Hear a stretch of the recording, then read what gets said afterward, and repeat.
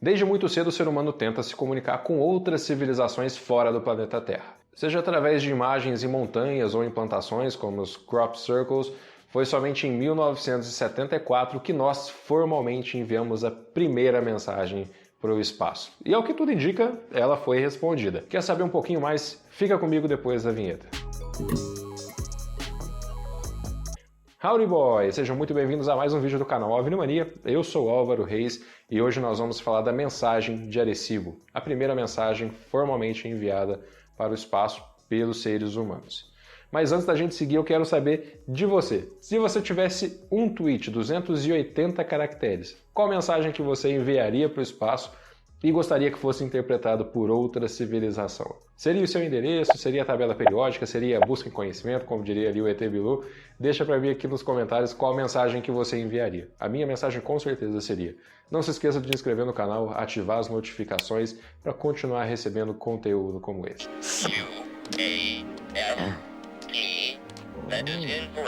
Se comunicar com outro tipo de civilização não é tão trivial quanto parece.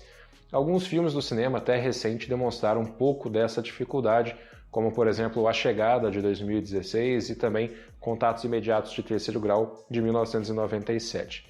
Porém, antes da gente avançar nesse estudo, a gente tem que levar em consideração 6 elementos que são básicos de qualquer tipo de comunicação: o contexto, o emissor, o receptor, o código a ser utilizado, o canal de transmissão e a mensagem propriamente dita. Falando do contexto, o ano é 1974 e o radiotelescópio de Arecibo, localizado em Porto Rico, acaba de passar por uma reforma para trocar toda a superfície do seu prato. Nesse momento, os pesquisadores de Arecibo e também do SETI, sigla para Search for Extraterrestrial Intelligence, resolvem fazer então uma jogada de marketing para promover a reabertura do radiotelescópio. E convidam ninguém mais, ninguém menos que Frank Drake, o criador da equação de Drake, e também Carl Sagan, um dos maiores nomes do campo da física e astronomia do mundo. A missão dos dois era bem básica, né? Criar o que seria a mensagem perfeita para ser enviada para o espaço. Sabendo então do contexto e do emissor da mensagem, é preciso saber para onde que essa mensagem foi enviada. Foi aí que os cientistas perceberam que naquela data, em 16 de novembro de 1974, nós estaríamos apontados para o aglomerado globular de estrelas M13, que fica presente no cinturão de Hércules. O M13 seria um aglomerado de estrelas com aproximadamente 300 mil estrelas, onde os cientistas estimavam que seria o provável local onde se encontraria vida inteligente fora da Terra. E esse aglomerado fica nada mais, nada menos que 25 mil anos-luz de distância da Terra.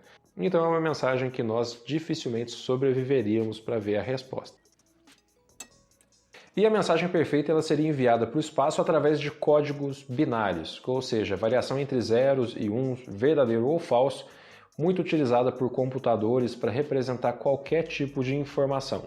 Teoricamente, qualquer civilização que tenha passado por um processo evolutivo parecido com o nosso e que tenha ali uma noção de arbítrio entre sim ou não, verdadeiro ou falso, seria capaz de interpretar essa mensagem. Surgiu então um desafio de como enviar uma mensagem binária para o espaço. E para isso os cientistas utilizaram da emissão de pulsos utilizando o próprio radiotelescópio de Arecibo, variando-se ali levemente a frequência do sinal emitido para caracterizar o 0 para uma frequência original e o 1 para uma frequência um pouco mais elevada. E para essa variação ser possível, os cientistas utilizaram o que nós chamamos de banda L, que é uma faixa que vai de 0,9 até 2,1 GHz. E esse intervalo de frequência ele tem um motivo muito especial para ter sido escolhido, simplesmente porque dentro dele está compreendido o que nós chamamos da linha de transmissão do hidrogênio, ou a frequência natural de transmissão do hidrogênio, que é 1420 MHz. E essa frequência foi muito estudada pelos físicos Giuseppe Cocconi e também Philip Morrison, da Universidade de Cornell, que a identificaram como a frequência ideal de transmissão de qualquer mensagem extraterrestre. E isso por 2 motivos. O primeiro deles é que o hidrogênio é o elemento mais presente no universo, representando 75% de toda a massa e de matéria existente. E a segunda é que essa região de transmissão seria então uma região um pouco mais limpa, mais livre de ruídos, ou interferências ou qualquer tipo de efeito como difração. Identificados aí então o contexto, o emissor e o receptor, o canal e o código, falta a parte principal, que é a mensagem que seria enviada para o espaço. E qual seria a mensagem ideal a ser transmitida? Para isso, Drake e Sagan escolheram transmitir a mensagem através de 1679 bits, que não é um número escolhido por acaso. 1679 é a multiplicação de dois números primos, 23 e 73. Isso indicaria para qualquer civilização e inteligência que tentasse organizar essa mensagem de uma forma gráfica que o número de linhas dessa mensagem seria 73 e o número de colunas 23. E então nós chegamos nessa mensagem, que é a representação gráfica da mensagem de Arecibo. A primeira parte da mensagem consiste em expressar a nossa forma de organização numérica através da base decimal, com números em representação binárias de 1 até 10. Descendo um pouquinho mais na mensagem, nós vemos ali a representação daqueles que seriam os elementos necessários para a vida na Terra, através de seus números atômicos. Nós temos aí então o hidrogênio, carbono, nitrogênio, oxigênio e fósforo. Na terceira seção, que é a parte maior da mensagem, nós temos a representação e as fórmulas para os açúcares e bases que compõem os nucleotídeos do nosso DNA. Adenina, timina, citosina, guanina, fosfato e desoxirribose. E descendo um pouco mais na mensagem, nós temos a representação gráfica do nosso DNA em dupla hélice. Na última seção da mensagem, nós temos três informações que são muito importantes. A primeira representa a altura média dos habitantes na Terra em 1974, que seria 1,76 m, seguido do que seria uma representação gráfica aproximada do ser humano, com tronco, duas pernas, dois braços e a cabeça. Ao lado dessa informação, nós temos o número total de habitantes da Terra em 74, totalizando 4,29 bilhões de habitantes. E seguindo na imagem, nós temos a representação do nosso sistema solar, sendo possível perceber inclusive o tamanho dos corpos do nosso sistema e aonde nós estamos posicionados. Temos ali o Sol, seguido de Mercúrio e Vênus, nós um pouco mais para cima, destacados ali na terceira posição, Marte e então os maiores planetas do nosso sistema, Júpiter, Saturno, Urano, Netuno. Nessa época, Plutão, representado ali na última posição, ainda era considerado um planeta e não um planeta não. E para fechar a mensagem de Arecibo, nós temos a informação do instrumento que foi utilizado para essa transmissão, que nada mais é que a representação gráfica do radiotelescópio de Arecibo e o seu diâmetro na última parte da mensagem. E a mensagem de Arecibo é até hoje o maior esforço da humanidade em tentar se comunicar com vida inteligente fora da Terra. E continuando a respeito da nossa mensagem de Arecibo, como diria o João Kleber, para, porque agora o bicho vai pegar.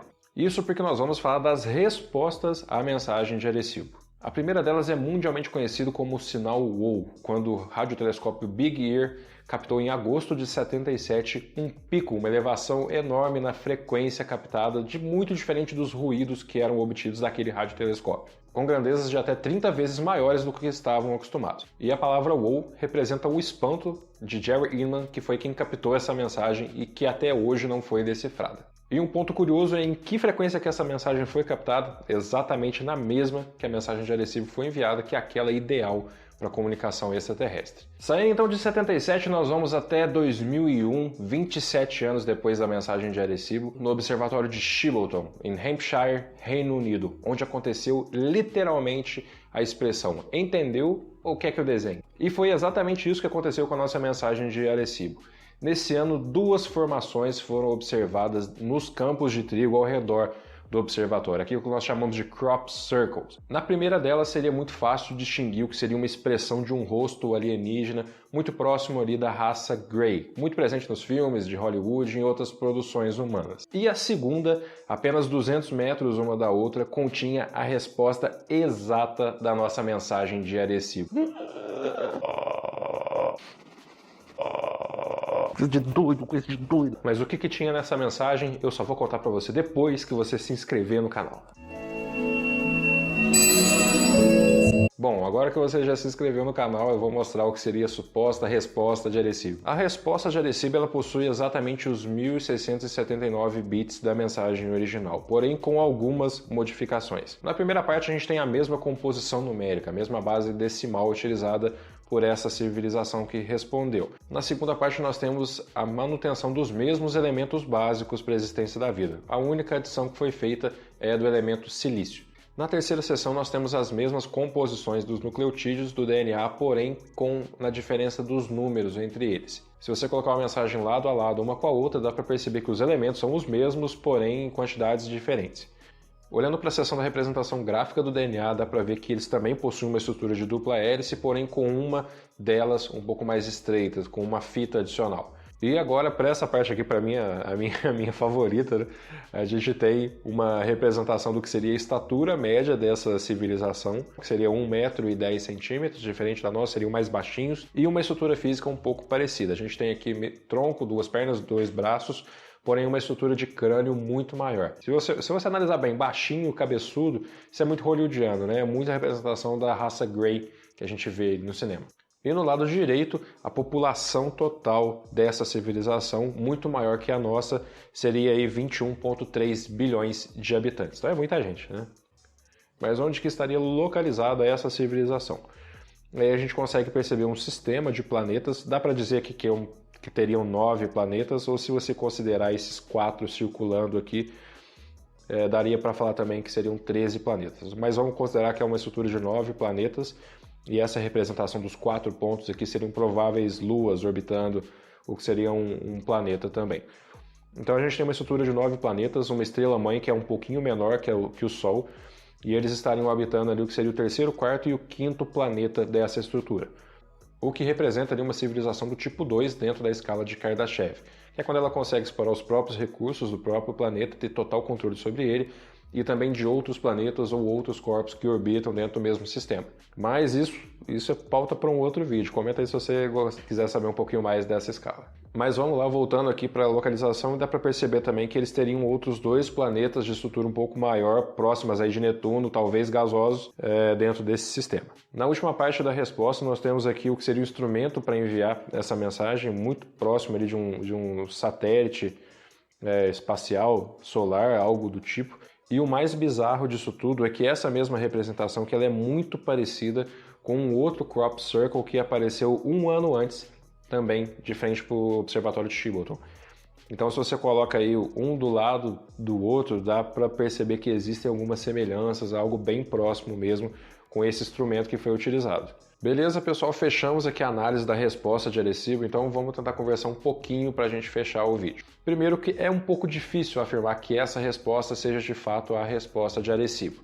Primeiro porque a mensagem original ela levaria pelo menos 25 mil anos para chegar dentro do aglomerado M13. E as chances dessa mensagem ter sido interceptada no meio do caminho elas são bem pequenas. E por outro lado também, se essa resposta viesse, seria bem provável que ela viesse uma outra resposta de radiofrequência, de sinal captado, e não ali uma plantação no trigo, que inclusive os próprios crop circles existem várias farsas que acontecem. Existem formas de comprovar que um crop circle é de fato de origem alienígena, devido a várias características presentes ali nos desenhos, porém nesse caso é difícil bater, né, o martelo falando que é de origem extraterrestre. Então não dá para afirmar que essa de fato foi a resposta oficial de Arecibo.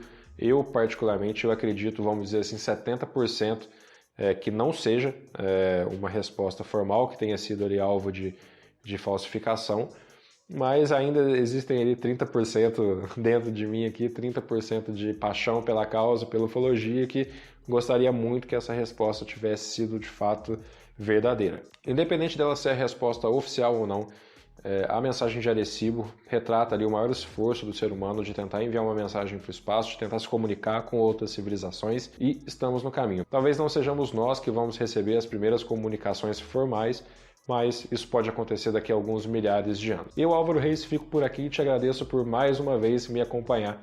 Hasta luego, meus amigos, e até o próximo vídeo.